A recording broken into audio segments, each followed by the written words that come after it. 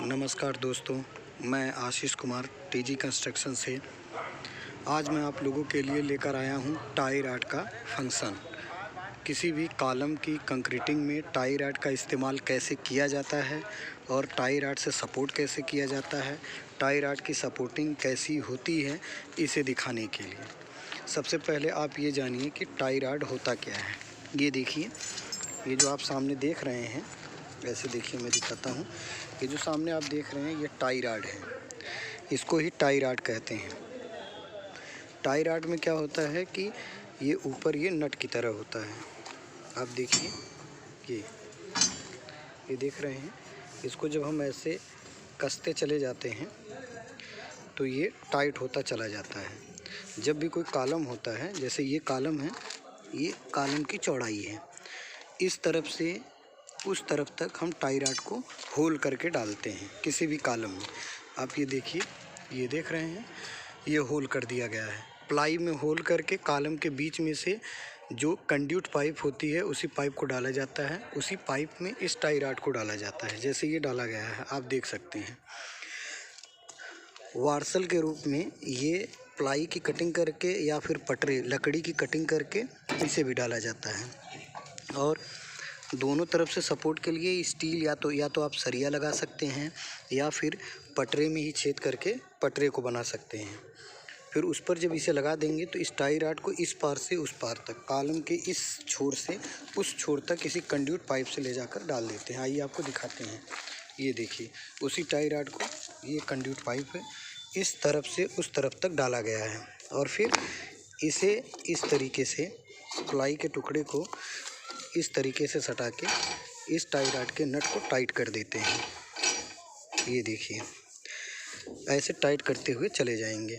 जब इस तरीके से टाइट करेंगे तो कॉलम के दोनों छोर से इस तरफ से उस तरफ तक, दोनों तरफ या तो आपका स्टील लगा हुआ है, यानी कि सरिया लगी हुई है, या फिर लकड़ी का पटरा लगा हुआ है, या फिर एल का सपोर्ट दिया गया है। तो आप इस टाई रॉड के नट को टाइट जब करेंगे तो दोनों तरफ से टाइट करने पर पूरे फर्मा को एक दूसरे से सपोर्ट करके पूरे साहुल में करके जब टाइट कर देते हैं तो कॉलम पूरे एक ही लेवल में खड़ा हो जाता है। फिर इसमें हम कंक्रीटिंग करते हैं और कंक्रीटिंग करने के बाद वाइब्रेटर चलाते हैं। आप चाहे जितना वाइब्रेटर चलाइए, चाहे जैसे कंक्रीटिंग इसको करिए, ये कॉलम अपने लोकेशन से कभी भी डिसलोकेट नहीं होता है। हमने देखिए यहाँ पर सरिया लगाई हुई है दोनों तरफ से बांधने के लिए, और पटरा भी लगा सकते हैं। आइए आपको दिखाएं कि हमने पटरे में से किस तरीके से बांधा है। ये देखिए, ये देख रहे हैं आप, ये पटरा है, पटरे पर हमने ये टाइट किया हुआ है। अब आप देख सकते हैं, ये पटरे पर हमने टाइट किया हुआ है। आप और इस तरफ देखिए, दूसरी तरफ हमने इसको सलिया में टाइट किया हुआ है। किसी भी तरीके से आप इसका सपोर्ट कर सकते हैं। बीच में से कॉलम का सपोर्ट टाई रॉड से, साइड से भी कर सकते हैं। अगर साइड से, जैसे ये साइड है, एक छोर है कॉलम का, अगर आप इधर से नहीं कर सकते हैं तो फिर आप शिकंजा, ये मैंने एक शिकंजे वीडियो बनाया हुआ था, आप शिकंजे से साइड में टाइट कर सकते हैं और बीच में आप टाई रॉड से टाइट कर सकते हैं। जब टाई रॉड और शिकंजे से कॉलम को टाइट कर दिया जाता है साहुल में करके, तो फिर आप कंक्रीटिंग, वाइब्रेटिंग चाहे जैसे करिए, कॉलम अपने लोकेशन से कभी भी डिसलोकेट नहीं होता है। जब भी साइड पर कॉलम हैवी हो या फिर रिटेनिंग वॉल हो और उसकी कंक्रीटिंग की जाए, तो हमेशा इस बात का ध्यान रखना चाहिए कि कंक्रीटिंग के लिए जो इक्विपमेंट है, टाई रॉड और शिकंजा, ये ज़रूर होना चाहिए। अगर आप टाई रॉड और शिकंजा का इस्तेमाल करके कॉलम या रिटेनिंग वॉल की कंक्रीटिंग कराते हैं तो कभी भी कॉलम या रिटेनिंग वॉल अपने लोकेशन से डिसलोकेट नहीं होगा। चाहे आप कंक्रीटिंग किसी भी तरीके से करें या वाइब्रेटर का प्रयोग खूब भरपूर करें, कभी भी वो अपनी जगह से डिसलोकेट नहीं होंगे। हमेशा याद रखिए कि अच्छा काम करने के लिए और एक बेहतर रिजल्ट के लिए कॉलम और रिटेनिंग वॉल के लिए टाई रॉड और शिकंजे का इस्तेमाल अति आवश्यक है।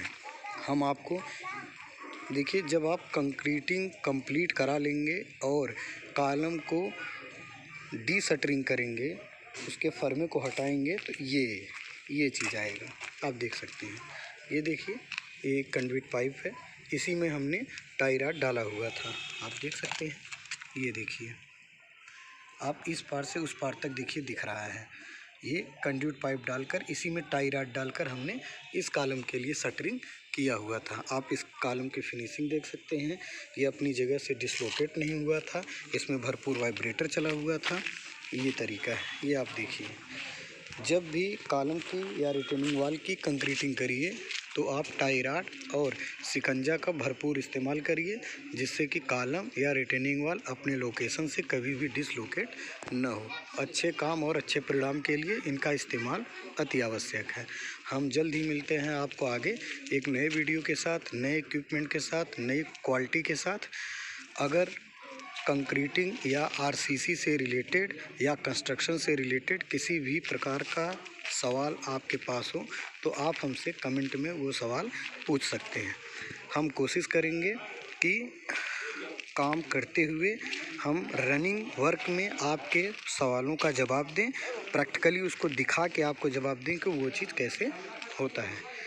मैं फिर मिलता हूँ आपसे अपने नेक्स्ट वीडियो में।